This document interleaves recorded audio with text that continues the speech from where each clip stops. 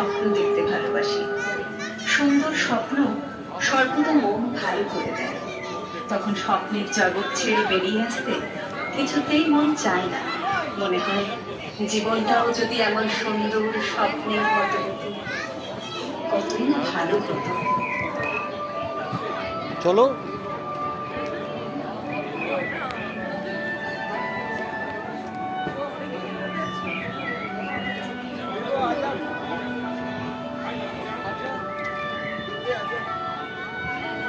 শরৎকালে কাশগুচ্ছে দোলা, শিউলির সুগন্ধ, নীল আকাশে ভেজা তুলোর মতো মেঘের আনাগোনা, এসবই আমাদের হৃদয়ে দোলা দেয় মাস ছেড়ে মা।